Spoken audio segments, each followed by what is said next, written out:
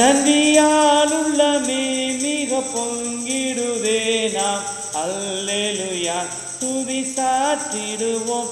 நன்றியால் உள்ளமே மிக பொங்கிடுதே. நாம் அல்லேலூயா துதி சாற்றிடுவோம். கர்த்தருக்கு மகிமை உண்டாவதாக. 84வது பாடல் புத்தெழுச்சி பாடல்களில், எந்த காலத்திலும் எந்த நேரத்திலும் நன்றியால் உம்மை நான் துதிப்பேன். இயேசுவே உம்மை நான் துதிப்பேன் துதிப்பேன், எந்த வேளையிலும் துதிப்பேன். இயேசுவே உம்மை நான் துதிப்பேன் துதிப்பேன், எந்த வேளையிலும் துதிப்பேன். ஆதியும் நீரே அந்தமும் நீரே, ஜோதியும் நீரே என் சொந்தமும் நீரே. ஆதியும் நீரே அந்தமும் நீரே, ஜோதியும் நீரே என் சொந்தம் நீரே.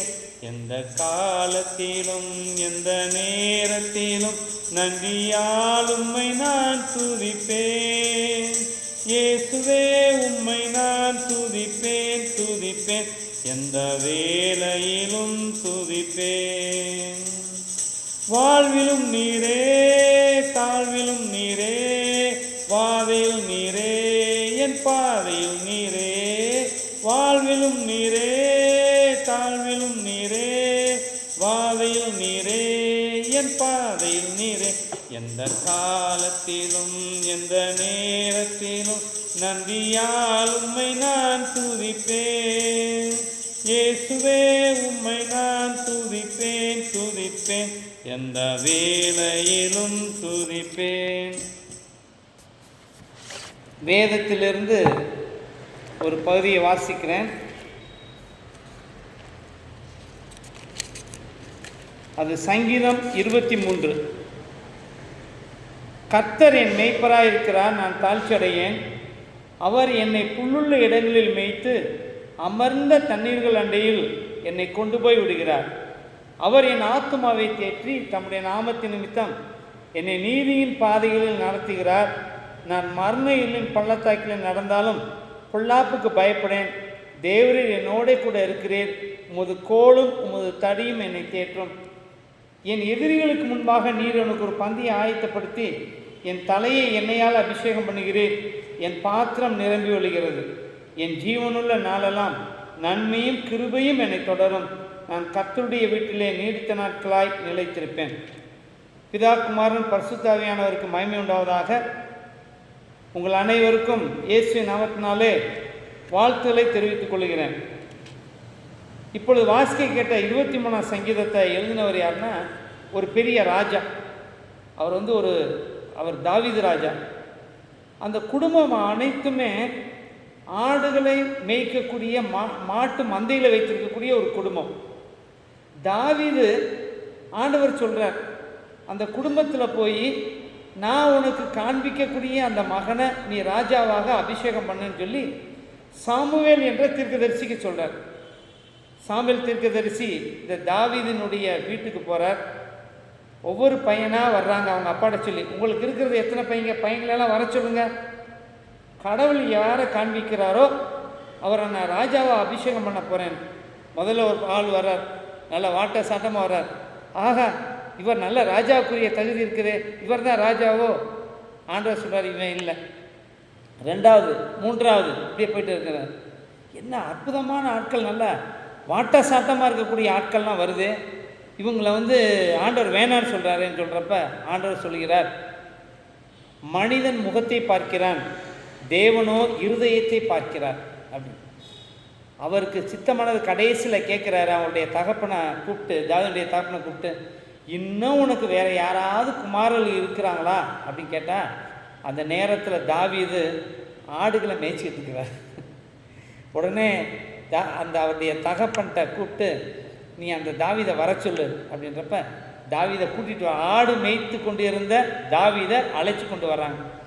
அப்போ ஆண்டவர் சொல்கிறார், இதுதான் நான் தெரிந்து கொண்ட பையன், இந்த பையனை நீ ராஜாவாக அபிஷேகம் பண்ணு அப்படின்றார். சாமுவேல் தைலத்தை அவருடைய தலையில் ஊற்றி அவரை ராஜாவாக அபிஷேகம் பண்ணுகிறார் தாவீதை. அந்த தாவீது தான் இந்த சங்கீதத்தை, இப்போ நம்ம வாசித்த சங்கீதத்தை எழுதுகிறவர். அவர் ஆடுகளை மேய்த்ததுனால இப்போ ஒரு பெரிய ஜனங்களுக்கு பெரிய ராஜாவாக மாறுகிறார்.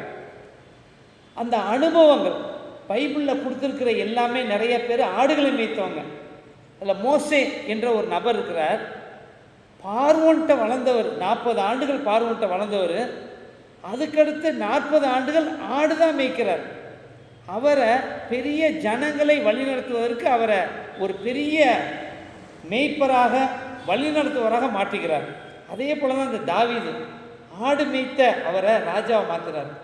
ஆனால் அந்த ஆடுகளை கண்ணு கருத்துமா இரவு நேரங்களில் ஓனாய் எதுவும் பிடிச்சிட்டு போயிடக்கூடாது, யாரும் அதை திருடிட்டு போயிடக்கூடாது அப்படின்னு சொல்லி கண்ணு கருத்துமாய் கவனித்ததுனால அந்த அனுபவங்கள் இவரை ஒரு சிறந்த ராஜாவாக மாற்றினது. இன்னும் கூட கிராமத்தில் சொல்லுவாங்க, ஏதாவது அந்த காவல் காக்கிற இடத்துல கூட, ஆட்டு மந்தையை வைக்கிற இடத்துல கூட இப்போ சிசிடிவி கேமரா வைக்கிறோம், திடீர்னு ஆட்டோவில் ஒன்று தெரியும் பைக்கில் வர்றேன், அப்படியே ஒரு போதையை போட்டு தூக்கிட்டு போயிடுறேன் அப்படின்றாங்க. ஆனால் ராஜா தாவீது ராஜா ஒரு தடவை சிங்கம் வந்திருக்கு, ஒரு தடவை கரடி வந்திருக்கு, அவங்களோட போரிட்டு அந்த ஆட்டை கவனிக்கிறார், பாதுகாக்கிறார். அதனால ஒரு நல்ல ராஜாவாக அவர் திகழ்கிறார். ஆனால் ராஜாவாக இருந்தாலும் தாவீது எழுதக்கூடிய நல்ல ஒரு அற்புதமான ஒரு பகிர்வு என்னன்னு கேட்டால், ஆண்டவரே, நான் இப்போ ஒரு ஆட்டு மேய்ப்பனாக இருந்து நான் ராஜாவாக மாறிட்டேன், நல்லது தான். ஆனால் என் வாழ்க்கையில் நான் சந்தித்தது ஒன்று என்னென்னா, என்னுடைய அனுபவம் இதுதான். என்னன்னு கேட்டால், கர்த்தாவே, கடவுளே, நீர் தான் என் மேய்ப்பன், நான் மேய்ப்பனாக இருந்தேன், இல்லைன்னு இல்லை. ஆனால் இப்போ ஒரு குறிப்பிட்ட இடத்துக்கு மட்டும் நான் ராஜாவாக இருக்கிறேன். ஆனால் இந்த உலகத்தில் உள்ள அனைத்து மக்களையும் நீங்கள் வழிநடத்துகிறீரே ஒரு மேய்ப்பனை போல, அதனால் நீர் தான் என்னுடைய மேய்ப்பன். அதனால தான் சொல்கிறார், கர்த்தர் என் மேய்ப்பராக இருக்கிறார். அதுக்கு அடுத்த வசனம் சொல்லுது, நீ மேய்ப்பராக இருக்கிறதுனால நான் தாழ்ச்சி அடையேன், எந்த ஒரு இதுக்கும் பயப்படவே தேவையில்லை, என்ன ஒரு நன்மையிலும் குறைவிட போவதில்லை. ஏன்னா இந்த மேய்ப்பருக்கு பின்னாடியே போயாச்சுன்னா அந்த கடவுளை மேய்ப்பரோடு ஒப்பிடுறார். நீர் என்னை வழிநடத்தக்கூடிய மேய்ப்பர்னு சொல்கிறார். ஏன்னா மேய்ப்பர் ஏதாவது கண்ட இடத்துல போய் புல் இல்லாத இடத்துக்கு கூட்டு போக மாட்டார். அவர் தெரியும் எங்கே தண்ணி இருக்குன்னு தெரியும், எங்கே புல் இருக்குன்னு தெரியும், எங்கே அதுக்கு ஆட்டுக்குரிய உணவு கிடைக்குன்னு தெரியும், எந்த இடத்துல அதுக்கு கொஞ்சம் ரெஸ்ட் கொடுக்கலாம் அப்படின்றதெல்லாம் தெரியும். அதான் சொல்கிறார், ஆண்டவரே, நீர் என்னுடைய மேய்ப்பர், நான் ஒன்றுக்கும் கவலைப்பட மாட்டேன், ஏன்னா நீர் என்னை புல்லுள்ள இடங்களில் மேய்க்கிறீர். அதுக்கடுத்து ஆடுகளுக்கு சலசலப்பான தண்ணியில் குடிக்காதான், அது கொஞ்சம் பயப்படுமா. அதனால் நீர் எப்படி என்னை வழிநடத்துறீர்னா, எப்படி ஒரு நல்ல மேய்ப்பன் அமர்ந்த தண்ணீர்கள் அண்டையில் கொண்டு போய் தண்ணி குடிக்க வைக்கிறாரோ, அதே போல் எனக்கு நல்ல புல்லுள்ள இடங்களை காமிக்கிறீர், எனக்கு நல்ல அமைதலான நல்ல தண்ணீரை எனக்கு காமிக்கிறீர் அப்படின்னு. கூடவும் ஒன்று சொல்கிறாரு, நீர் என்னுடைய உடலை மட்டும் இல்லை, நீர் ஒரு கடவுளாக இருக்கிறதுனால, நீர் ஒரு பெரிய தெய்வமாக இருக்கிறதுனால என் உடலையும் பாதுகாக்கிறீர், என் ஆத்துமாவையும் தேற்றுகிறீர். நான் கவலைப்படுகின்ற தாவீதுக்கு வரக்கூடிய பிரச்சனைகள் அநேகமாக இருந்தது.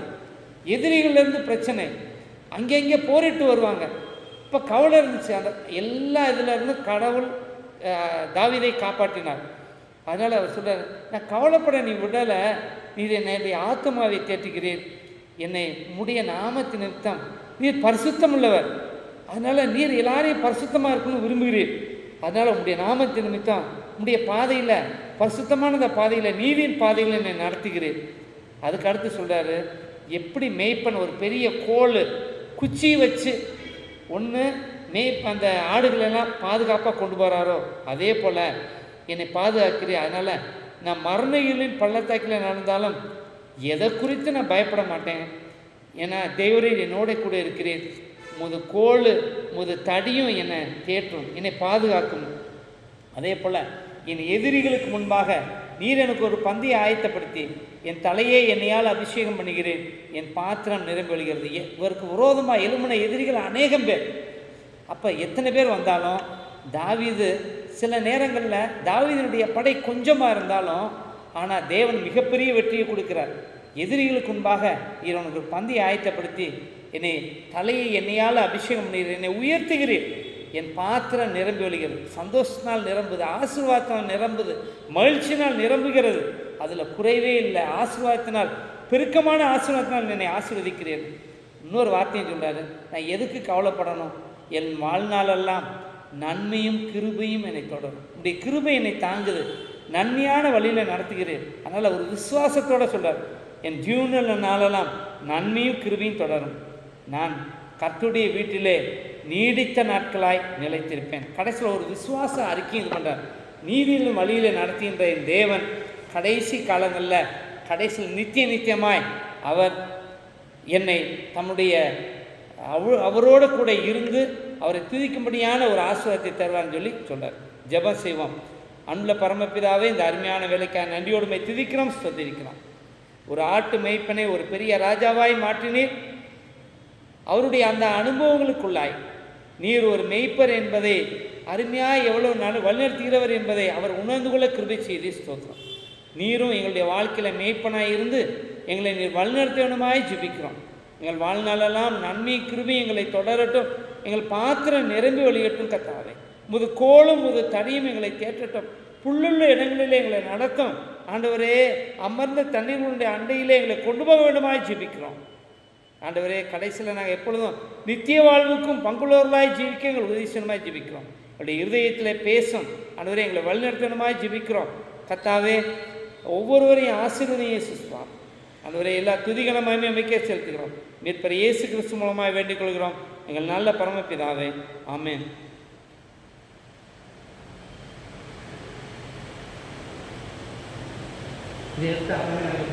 கொஞ்சம் உட்காருங்க, கொஞ்சம் உட்காருங்க.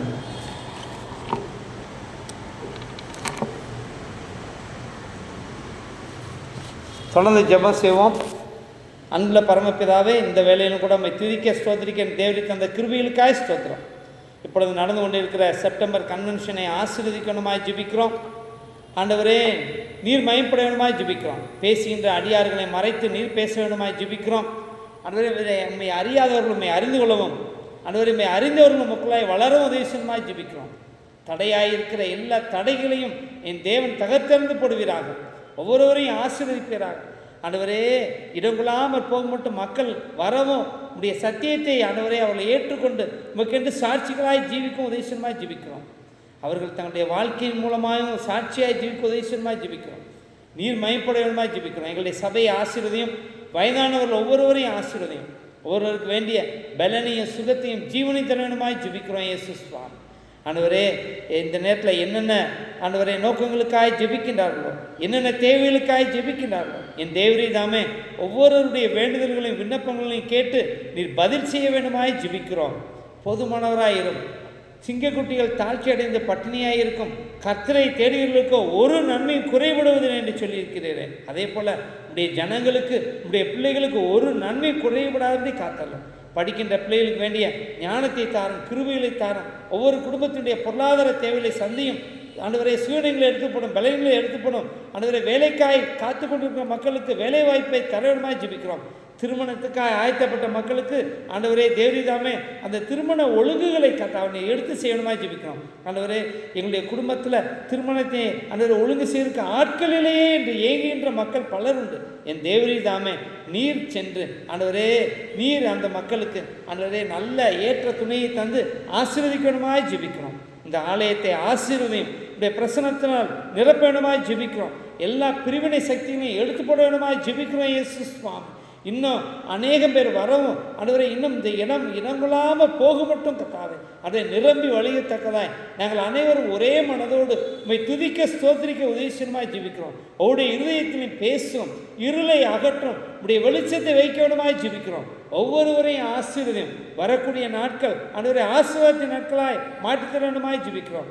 உடைய ரகசிய வருகைக்காய் ஆயத்தப்பட்டு கொண்டு இருக்கிறோம். இயேசு சுவாமி, மறுபடியுமாய் எங்களை தாழ்த்தி உடைய கருத்துக்களாய் கொடுக்கிறோம். தேவரிதாமே உடைய பாவ குற்றங்களை எல்லாம் அழுக்குகளெல்லாம் நீக்கி போட்டு உடைய குமாரனுடைய ரத்தத்தினால எங்களை கழுவி பரிசுத்தப்படுத்த வேண்டுமாய் ஜெபிக்கிறோம். எப்பொழுதும் உடைய வருகைக்கு நாங்கள் பங்குள்ளவர்களாய் நீர் பரிசுத்தராய் இருக்கிறது போல நாங்களும் பரிசுத்தராய் காணப்படும்படி தேவரே எங்களுக்கு பேலன்ஸ் கொடுக்கணுமாய் ஜெபிக்கிறோம். ஆவி ஆன்மா சரீரத்தில் ஆண்டவரே நாங்கள் பரிசுத்தமாய் காணப்பட உதவி செய்யும். தொடர்ந்து எங்களோட கூட இரும், போக்கில் வரத்திலும் கூட இரும், ஆசீர்வதி கத்தார். இந்த சபையினுடைய குருவானவரை ஆசீர்வதியும், உங்களுடைய குடும்பத்தை ஆசீர்வதியும் இயேசு சுவாமி. ஒவ்வொருவரையும் பொறுப்படுத்திக்கொள்ளும். அன்றுவரே கோயில்குட்டி அண்ணனை ஆசீர்வதியும். அன்றுவரே போக்கில் வரத்திலும் கூட இரும். அவருக்கும் அவர் குடும்பத்துக்கு வேண்டிய நல்ல சுகம் பலன் ஜீவனை தான். குடும்பத்துடைய தேவையை சந்தியும். எல்லா பிரச்சனையும் நீக்கப்படும் இயேசு சுவாமி. அன்றுவரே அந்த குடும்பத்துக்கு போதுமானவராயிரும். உடைய அன்பை அளவில்லாமல் காண்பிக்க வேண்டுமாய் ஜெபிக்கிறோம். தொடர்ந்து ஆண்டவரே ஒவ்வொருவரையும் கரம் பிடித்து வழிநடத்தும். ஆண்டவரே எல்லா துதி கனமயமே அமைக்க செலுத்துகிறோம். மீட்பர் இயேசு கிறிஸ்து மூலமாய் வேண்டிக் கொள்கிறோம் நல்ல பரம்பிதாவே, ஆமேன். பரமண்டலங்களுக்கு எங்கள் பிதாவே, உடைய நாம பரிசுத்தப்படுவதாக, உடைய ராஜ்யம் வருவதாக, உடைய சித்தம் பரமண்டலத்திலே செய்யப்படுகிறது போல பூமியிலே செய்யப்படுவதாக. அன்றினுள்ள ஆகாரத்தை இன்று எங்களுக்கு தாரும். எங்களுக்கு ரோகமாக குற்றம் செய்கிறவர்களுக்கு நாங்கள் மன்னிக்கிறது போல எங்கள் குற்றங்களை எங்களுக்கு மன்னியும். எங்களை சோனிக்கு பிரேசிக்கப்படாமல் தீமின்றி ரட்சித்துக் கொள்ளும். ராஜ்யமும் வல்லமையும் மகிமையும் என்னைக்கு முடியவில்லை. ஆமேன். நம்முடைய கர்த்தராகிய இயேசு கிறிஸ்துவினுடைய கிருபையும் பிதாவாகிய தேவனுடைய அன்பும் பரிசுத்த ஆவியினுடைய அந்யோன்ய ஐக்கியம் உங்கள் அனைவரோடும் கூட இன்றும் என்றும் சதா காலங்களில் நிலைத்திருப்பதாக. ஆமேன். என் ஆத்மாவே கர்த்தரை ஸ்தோத்திரம், என் முழுமையோட பசுநாமத்தை ஸ்தோத்திரம். என் ஆத்மாவே கர்த்தரை ஸ்தோத்திரம், கர்த்தர் செய்த சகல உபகாரங்களையும் மறவாதே. ஆமேன். கர்த்தருடைய பரிசுத்த நாமத்துக்கு ஸ்தோத்திரம். ஆமென்.